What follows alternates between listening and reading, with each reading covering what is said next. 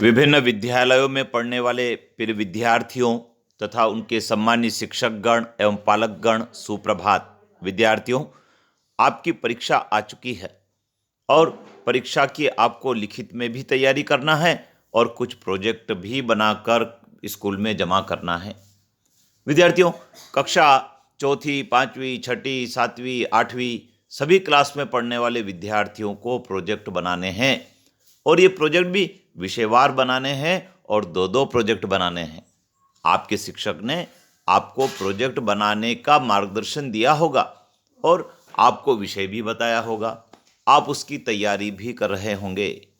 विद्यार्थियों, आपको बताना चाहेंगे, कक्षा पाँचवीं और आठवीं में दो प्रोजेक्ट बनाने हैं और प्रत्येक प्रोजेक्ट के 10-10 अंक मिलने वाले हैं। इसी प्रकार से जो बाकी क्लास है उन क्लासों में भी दो प्रोजेक्ट बनाने हैं और लेकिन उसमें प्रत्येक प्रोजेक्ट के 20-20 अंक मिलने वाले हैं। तो विद्यार्थियों, प्रोजेक्ट बनाने का काम बहुत आसान है, बहुत सरल है। घर पर बैठकर, कक्षा में बैठकर आप प्रोजेक्ट बना सकते हैं और पूरे में से पूरे नंबर ला सकते हैं। तो आइए जान लेते हैं क्या प्रोजेक्ट बनते हैं और कैसे बनते हैं।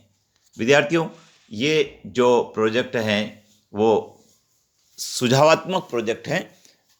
मैं आपको इनको कैसे बनाते हैं उसके बारे में बताने जा रहा हूं और आप अपने शिक्षक से भी मार्गदर्शन लें। लिखा है, विद्यार्थियों, आपके गांव में दशहरा कैसे मनाया जाता है? आप अन्य कौन कौन से त्योहार मनाते हैं उसकी सूची बनाइए। बहुत आसान है। आपने देखा होगा, दिवाली के 20 दिन पहले दशहरा पर्व मनाया जाता है और दशहरा पर्व अलग अलग गांव की अलग अलग प्रथाओं के अनुसार मनाया जाता है। कहीं रावण का दहन होता है तो कहीं और प्रोग्राम भी होते हैं। तो आपने उनको देखा होगा, उसको आपको लिखना है।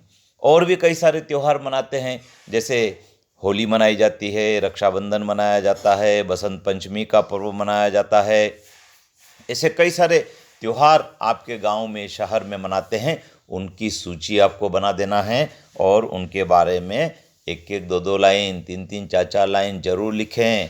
और यदि कोई चित्र हो कोई तो उसको भी आप चिपका दीजिए। चित्र समाचार पत्र पत्रिकाओं में मिल जाते हैं, उसकी कटिंग करिए और उसको लगा दीजिए, आपका प्रोजेक्ट तैयार हो जाएगा। इसी प्रकार से हम दूसरे की बात करें, आपके गांव की जनसंख्या की विशेषताएं बताइए।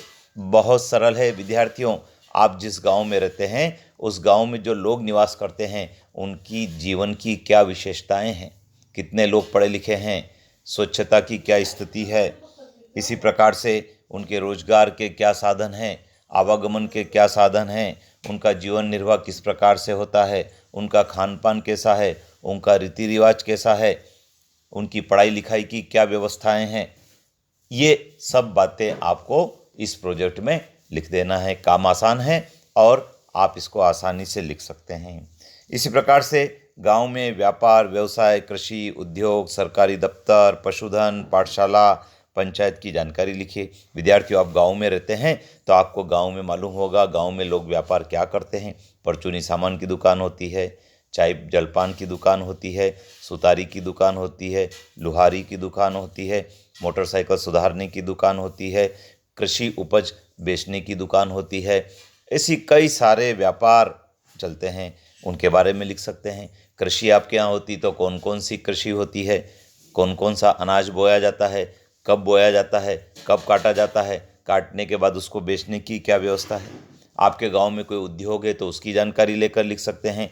कई गांव में रस्सी बनाने के उद्योग होते हैं, कई चटाई बनाने के उद्योग होते हैं, कई खिलौने बनाने के उद्योग होते हैं, कई मिट्टी के बर्तन बनाने के उद्योग होते हैं। तो उसके बारे में आप जानकारी जुटाकर लिख सकते हैं। सरकारी दफ्तर कौन कौन से हैं, स्कूल होता है, स्वास्थ्य केंद्र होता है, आंगनवाड़ी केंद्र होता है, पंचायत भवन होता है, चिकित्सालय होता है, पशु चिकित्सालय होता है, बैंक होती है, डाकघर होता है। ऐसे बहुत सारे दफ्तर होते हैं, वहाँ क्या क्या काम चलते हैं उसके बारे में जानकारी लेकर लिख सकते हैं।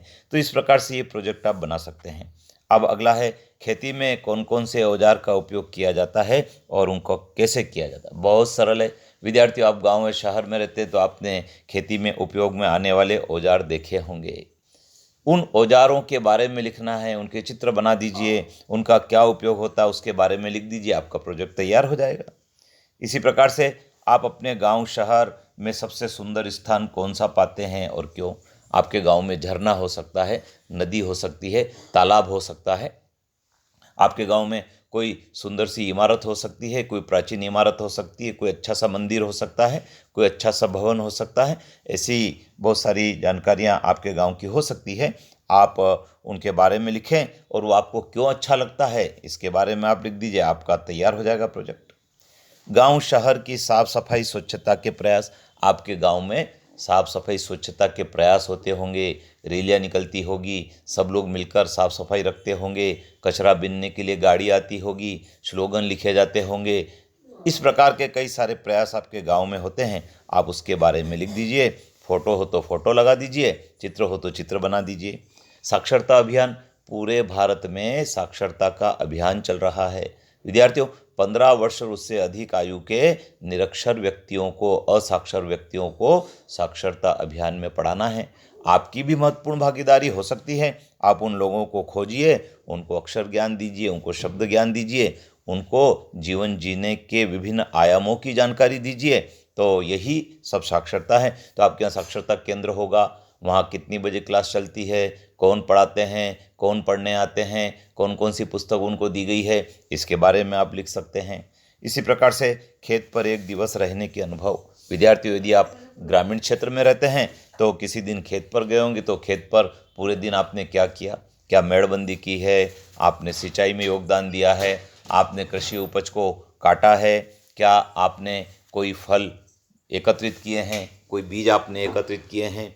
एक दिवस में आपने खेत पर रहकर क्या किया? पशुधन की सेवा की है, गोबर आपने एकत्रित किया है, कंडे आपने बनाए हैं, कचरा आपने बीना है, लकड़ी आपने बीनी है। ऐसे कई सारे काम एक दिन पर खेत पर रहकर आपने किए होंगे, उनके बारे में आप लिख दीजिए। आपका प्रोजेक्ट तैयार हो जाएगा। यदि आप खेत पर नहीं गए तो कोई बात नहीं, आप काल्पनिक बात भी लिख सकते हैं। तो विद्यार्थियों, इस प्रकार से आपको प्रोजेक्ट बनाकर अपने शिक्षक को दे देना है, तो आपको पूरे में से पूरे अंक मिलेंगे।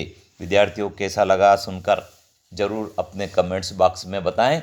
अपने शिक्षक को भी सुनाएं, अपने पेरेंट्स को भी सुनाएं और उनकी मदद लें और प्रोजेक्ट बनाकर शीघ्रता से सबमिट करें। अब आपके पास समय कम है, आपको 8 दिन में, 10 दिन में इस काम को संपन्न कर देना है। चैनल पर बने रहें, सब्सक्राइब करना नहीं भूलें, क्योंकि इस चैनल पर आपके काम की बातें ही बताई जाती है जो जीवन भर आपके काम आने वाली है। अपने मित्रों को भी बताएं। जय हिंद।